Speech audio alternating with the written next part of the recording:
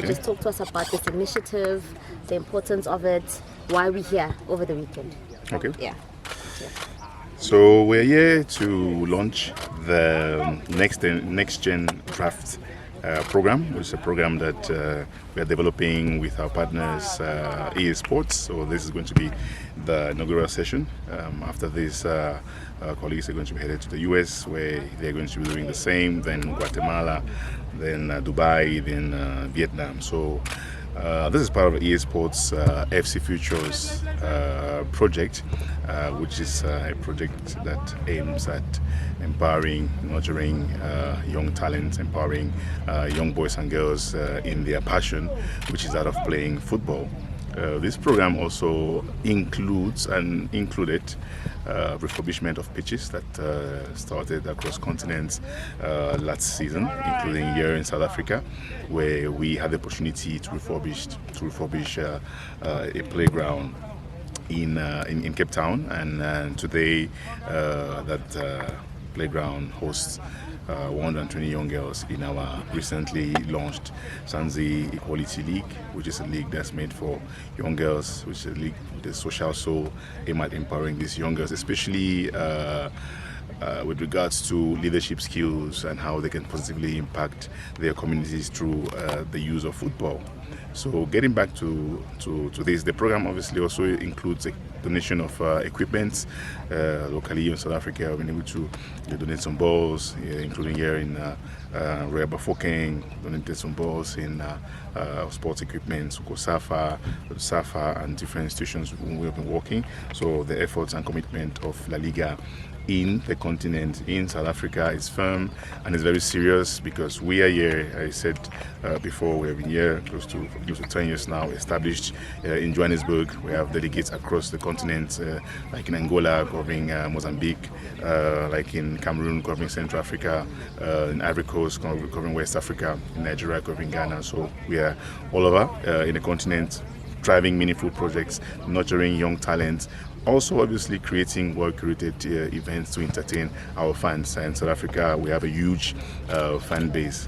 The Next Gen project, Next Gen draft is going to be starting here this weekend, where more than 200 young boys and girls will be having the opportunity to showcase their skills, to showcase their talents, to play, to express themselves through their passion, which is that of football. We have coaches, as you have seen, who have come straight from Madrid just for this. We have pro La Liga coaches who are here today with us, are going to be here all through the edition that's going to be ending on Sunday. Day one, we're going to be having a tournament with all these boys and girls. I'm very sure there's going to be a showcase of amazing skills. I trust that, because here in South Africa, it's only about skills. There's a lot of skills all around, and we are eager to see them displayed tomorrow. And afterwards, we're going to be doing some EA Sports drills with them. We're going to be selecting the best players. We're going to be creating winning teams. Then afterwards, on Sunday, we're going to having a final where we select the best players, 4 players for each category, 4 boys and 4 girls. These boys and girls are going to be joining boys and girls from other countries in Madrid, boys and girls from the US, boys and girls from Vietnam, boys and girls from Dubai, and boys and girls from Guatemala. For us, why is this very special? You showcase your talents, you showcase your skills, you express yourselves. We're going to be living an amazing experience, but also I believe in the power of exposure, in the power of exposing these young boys and girls from very tender ages to other cultures, to other experiences, to other countries, to other way of thinking, because whenever they are back to their communities, those are the mindset that they bring also from other cultures to share with their communities. So it has a great impact on their leadership skills. So very happy as La Liga. Huge thanks to our partner EA Sports, that's with us in this. Local partners hosts here today, the Royal Marang Sports, when we're working. Our partners in South Africa, like Puma Sports, Export Spade, whom we've been working very seriously, helping us to drive all of these efforts. So yeah, I think. What's the age group that you're targeting for the boys and the girls? We are targeting under 15 young boys and girls. And how long will they be staying in Spain, playing against the other La Liga teams once you formed the final team? They're going to be staying 10 days in Spain once we have the final team. I'm sure our sports department director will give you more details on the technical aspects, but the 10 days are going to be experience where they're going to be training and they're going to be competing with youth teams of Spain and of La Liga. Questions, Anna? Well, while they're still in Spain, does this also sort of maybe offer them an opportunity to get scouted by other La Liga teams at site? And if that happens, is there a procedure of how that will go about? Great question. I think right now, as I mentioned before, the bet, especially as La Liga in Africa, is more on the exposure. It's more on the exposure, and exposure could be playing with these teams. Afterwards, the clubs decide if the talents or the skills fit in their specific needs or demands. That would now depend on the club. But without exposure, there is no opportunity. So firstly, to get out there and get these exposures, even if finally we have no club signing them, you have many who come back with a different way of thinking in terms of football.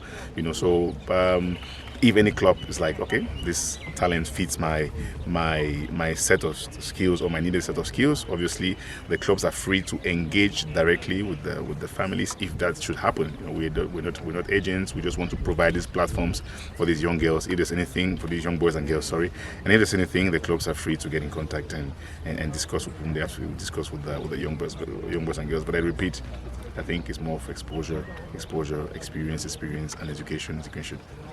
Do you have any success stories over the years with the decade that La Liga has been in South Africa? I mean, it's not just about the relationship here, but it spans over Gussie football. It spans across different tournaments.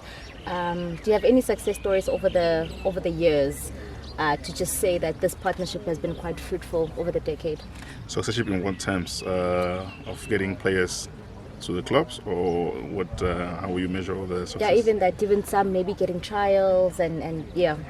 Yeah, so we have had just to say a few. Our commitment and our efforts in Africa is the question we ask ourselves is how do we use the power of our football to positively impact and grant these opportunities to young boys and girls, especially at grassroots levels. I must also say that we're also committed to entertaining our fans. I'll come back to the success stories, but we're also committed to entertaining our fans. So we all across the continent, especially in South Africa, we have different watch parties that we organize. We hosted close 100 people in Pretoria last 2 weeks for around the Derby, the Madrid Derby. We did a watch party. We've had different watch parties. We have different events to make sure that we enjoy differently with our fans. We connect with our fans and get closer to our fans. Grassroots-wise, I mentioned we had the Zanzibar Equality League that was launched in Cape Town. You can measure a success story of what they'll learn from these leagues or these programs. How do they impact on their communities? And we'll have many young girls who, after they learn some set of skills, are capable of communicating better in their communities, are capable of expressing themselves better in their communities. The girls who are accommodating in countries like Cameroon, we have hosted already 4 editions. We're accommodating 600 young girls, well measured. We have KPIs that measure how are these young girls actually from these educational programs, because apart from football, we train coaches also in the context of the league, and we give them different leadership skills program. How do they impact the local communities? We calculate that, and we see that the numbers are quite good. And I'll add, even if it's not the ultimate goal, as I said before, we have had young girls from that league that have joined the national team on their category just because they started playing early. But we will talk about that. But I think Juan said before, football is a platform where we can use this platform to engage and to empower these young girls. But most of the time, to get to the top, it's not that easy to get to the top. So what do we do to engage with those who are passionate, who are talented, but can't get to the top? We do all these programs that will help them. You always have success stories like that in those in Cameroon who joined their national team to do trials and have competed with the national teams as we speak. So we're happy with what we've been achieving as of now. Our fans also, if you have to calculate that, are growing in the continent. Obviously, our audience, the Liga games, everyone is very keen to watch each game, and I think that's what I could say. Are there any, perhaps maybe any La Liga legends you guys are working with or ex-players? Because, you know, these young kids, when they see people that they look up to, their motivation becomes extra. So in the when we refurbished the pitch in Cape Town, we had Nassif Maurice. You remember Nassif Maurice? He played for La Liga also. For us, it was a good thing for him to be there and to talk to these young boys, to these young girls, to give them some tips, you know, how to grow their talents. We work with very many legends, obviously, and we aim at having more and more of this kind of profiles coming in these projects to, you know, explain to the girls in Cameroon. With the girls, we had Anair Lomba, who played for Barcelona. We have had Aichane, who played for Real Sociedad. That was also there in Cameroon, in Yaoundé, talking to these girls about her pathway, how she made it to football, the discipline, everything she had to do. So obviously, yes, we do that, and we understand that, you know, having someone in front of you that you look up to will probably get the message through better.